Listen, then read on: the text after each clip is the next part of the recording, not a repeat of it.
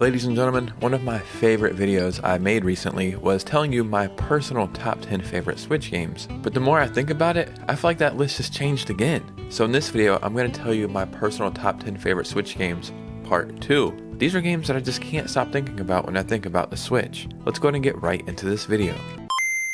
Yeah, people keep asking me my favorite Switch games, and the more I think about it, that list keeps changing. Now we need to do a part 2, and it's going to be hard for you to guess any of these games. So before this video even starts, play a little game along at home and see if you can guess any of the games that are about to be on this list. Before we get started, if you could, please hit a like and subscribe. It would truly mean the world to me.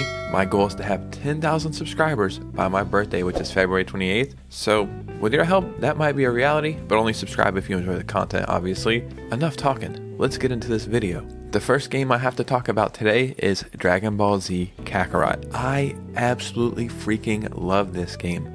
And I didn't put it in the first video just because it didn't pop into my head. But every time somebody mentions this game, I go on a full-on rant about how I love it so much. Yes, I grew up watching Dragon Ball Z, so there's a little nostalgia there, but this is probably the best fighting game I played on the Switch. One of the best RPGs I played on the Switch. That's right, it's an amazing RPG. Such a good adaptation of the show. It just works so well, and you truly feel like you're playing through all the old episodes, and that was so fun to me.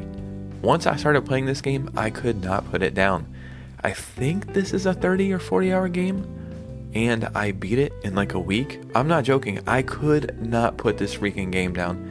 It was so fun. There's a bunch of DLC to keep it going for a long time, so yeah, this easily could have been on the first list. And when I was little, I thought I was a Super Saiyan. Me and my friends really thought we had powers and would jump off our roof, and it turns out none of that was true. So a game that I played at the tail end of 2023, and it quickly became one of my favorite games I think I've ever played, is Katana Zero. This game is so freaking unique and such a vibe.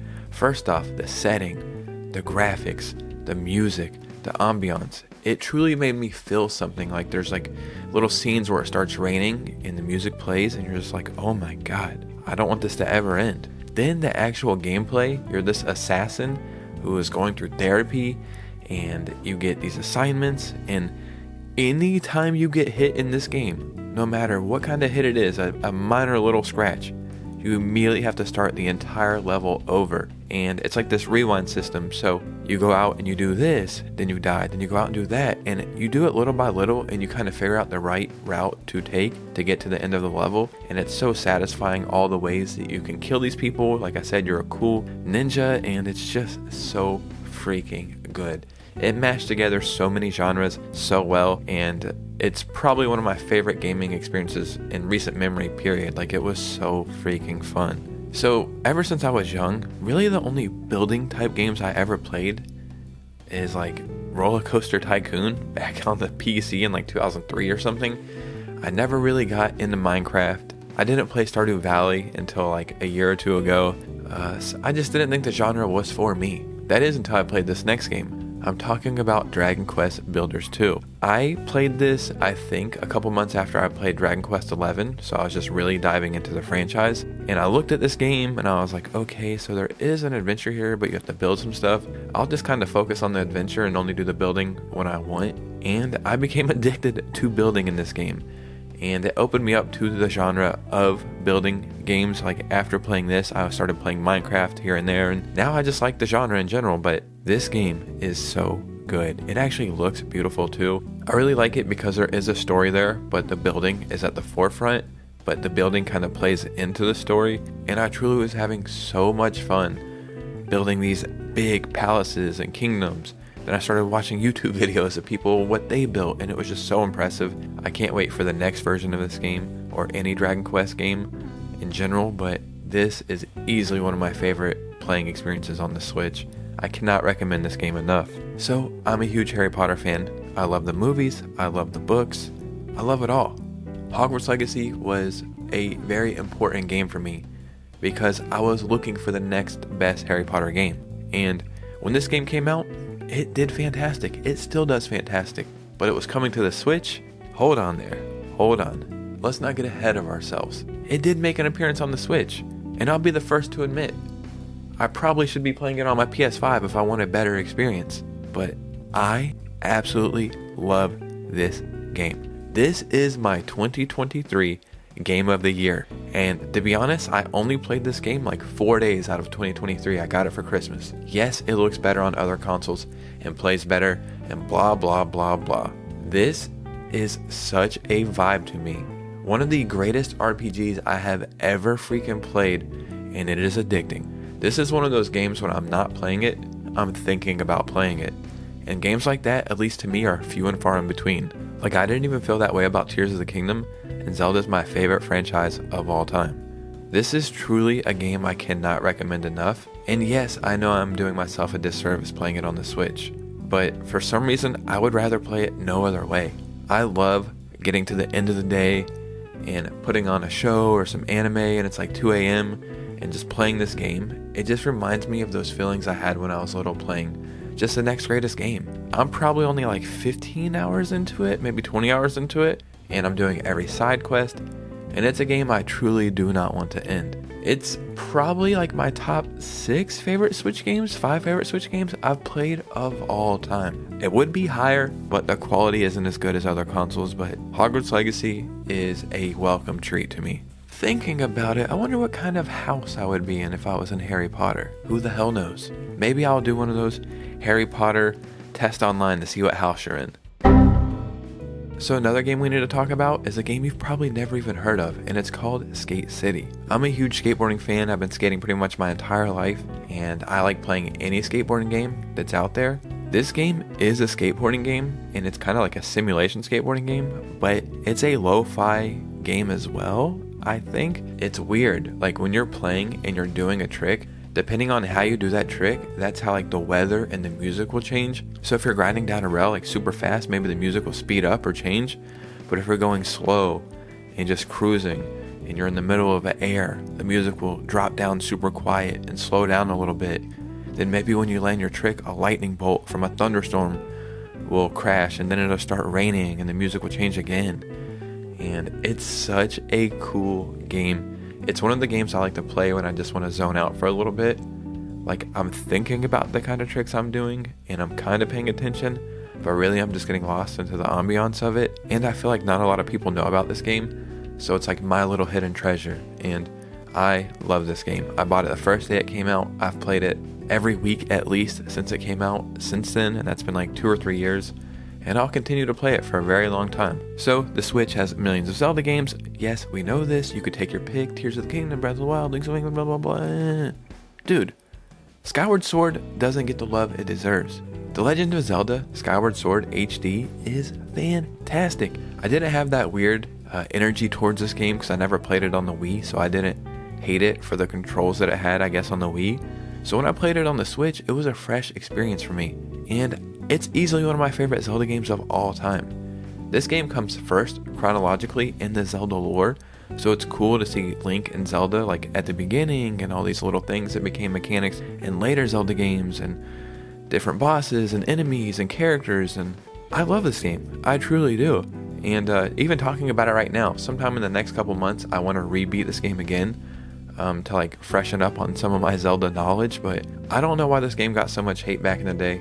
Like I said, I guess it was for the controls, but on the Switch you can either do motion controls like there was on the Wii, or you can do like this weird thing where you use the thumbstick to use your sword, and it makes it really fun and engaging. If you ask people like what their least favorite Zelda game is, this one comes up quite a lot. I gotta go and defend this game like Link defends Zelda. This is a must-play Switch game, easily, and one of my favorite. So the next game truly made me feel something, and the game is called Road 96. In this game, your country is falling apart due to like corruption and like a dictator, I think.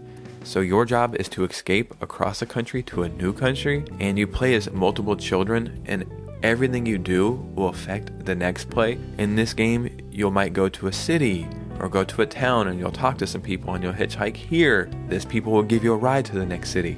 In your next playthrough, since those people gave you a ride to that city, they're already waiting in that city and you can interact with them, and then they'll go into the next playthrough. And it's so hard for me to explain this game, but it's such a special and charming and warming and sometimes sad game. And it opens me up to other genres like I normally wouldn't even play something like this. It just resonated with me when I first learned about it, and there is a sequel, but I think this one is better in my opinion. I can't ever do this game justice by explaining it, but just know it's one of my personal favorite Switch games. So, a bunch of Pokemon games are on the Switch, and in my last video I talked about Let's Go Eevee and Pikachu, and I got roasted for that, but I don't care. It's my favorite Pokemon game on the Switch. My other favorite Pokemon game on the Switch would have to be Pokemon Legends Arceus. I've been playing Pokemon from the very start. I still collect the cards, I play all the games, I have merch, whatever you want to call it. I love Pokemon. It's kind of getting stale. It all feels the same. I don't even care about the new Pokemon anymore. But this game really made me fall in love again with it and show me the potential that the series or the franchise has. This is the first Pokemon game chronologically, and it tells you why you catch Pokemon and how you catch Pokemon and where Pokeballs come from and how they're made. They're like all primitive in this game. Normally in a Pokemon game, I get like 6 Pokemon and I just stick with them. Out of an entire game, I might catch like 15 Pokemon. I just get my starting 6, the ones I like the most, and I just keep them the entire game. This game really makes it a challenge for you to go out and catch a bunch of Pokemon, like multiples of the same Pokemon, and it made it fun to me. Catching Pokemon is its own game in itself, its own challenge, and you still battle in this game, and it's just so different. It is the strangest Pokemon game that's ever came out that makes sense right out the gate, and I hope they continue to work on this style of Pokemon gaming because the potential is there. So when you think of golfing, you may not think it's badass unless you know about John Daly, and this man is the definition of badass, but golf games, not so much. Well, that's where Curse to Golf comes and fixes everything. This game is so freaking engaging, so addicting. When I first got this game, I played it every day for like 4 months. You are a golfer who's struck by lightning and sent to purgatory. How do you get out of purgatory? Well, you golf out. Each level is a hole, 18 holes. As you go, it gets harder and harder. Like, it's almost like a Metroidvania style golf game. It's so freaking hard. Let's say you get all the way to hole 17 and you lose. No big deal. You'll just start that hole over, right? No, you dumbass. You have to go all the way back to the beginning of the game.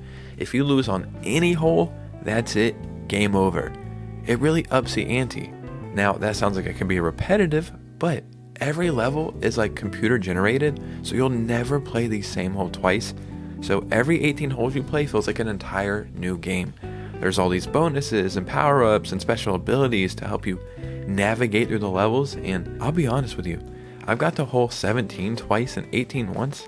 I've still never ever beat this game. The last game we're going to talk about today is actually free, and I'm talking about Fortnite. I am not joking. It is one of my favorite games I've ever played, and I'm not ashamed to admit that. I've went to bat for Fortnite since it came out. People loved it, then they hated it, now I guess they really don't care. I've been playing the entire time, and I absolutely love this game. To be honest, I think this is the game I have played the most ever in my entire life. I'll try to put up how long I've played this game on my Switch on the screen, and I have like 3 Fortnite accounts on multiple consoles, so the time is probably doubled what's on the screen. This game is ever changing, it never gets old, it has a million IPs from some of the most beloved franchise, and they continue to innovate this game every couple months. The current season right now literally feels next gen, the graphics, the gameplay, the guns, the mechanics, and there's not much to say here. Like, you either love Fortnite or you hate it, or maybe you've never played it, but it's easily one of my personal favorite Switch games. This list was truly freaking insane, and probably the strangest group of games I've ever put together in one list, but that's what makes it fun. Down below, let me know your favorite Switch games. I love hearing from you guys. Remember, this is a part 2. There is a part 1 to this that has 10 other Switch games that are kind of more common, like Tears of the Kingdom and Mario Odyssey and stuff like that, but these are the other 10 that really resonate with me. Come hang out with me on stream right here on YouTube a couple nights a week, and you guys know me. I'll see you soon with a new video. Peace out.